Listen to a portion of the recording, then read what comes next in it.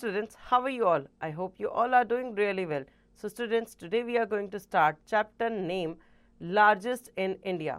India में जो चीज़ मतलब कुछ चीज़ें ऐसी हैं जो लार्जेस्ट है, डैम्स हो गए, लेक्स हो गए, डिजर्ट्स हो गए, बट क्या है कि इनमें से सबसे लार्जेस्ट जो चीज़ें हैं उनके नाम हम यहाँ पर जानेंगे कि कौन कौन सी चीज़ें जो लार्जेस्ट में गिनी जाती है. Now read the given clues and write then answer in the blanks by using clue box. Clue box में से आप इनके आंसर्स देख सकते हैं, वहाँ आंसर्स दिए हुए हैं, वहाँ से आप इनमें फिल करेंगे. सो नंबर 1 पे है largest delta in India. Largest delta India का कौन सा डेल्टा है? Sundarban delta. Okay, Sundarban delta. Now number 2 पे है largest desert in India. India में सिर्फ एक ही डेजर्ट है, वो है Thar desert. Right, Thar desert. Number 3 largest district in India.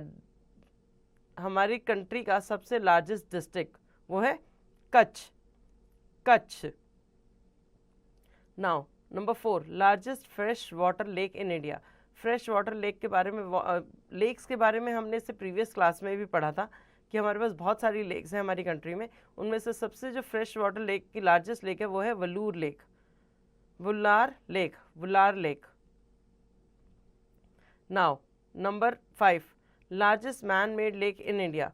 So largest man made lake कौन सी है हमारे यहाँ? लार्जेस्ट मैन मेड लेक है गोविंद वल्लभ पंत सागर. गोविंद वल्लभ पंत सागर.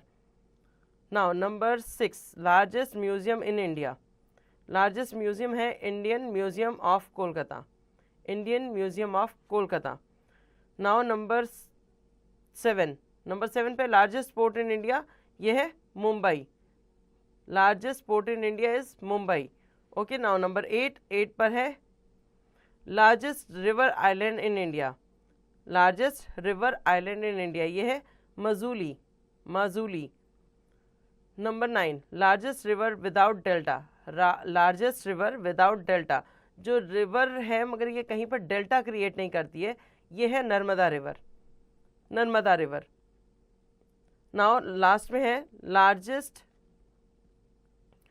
Dam in India. So largest dam in India है इंदिरा सागर डैम. इंदिरा सागर डैम.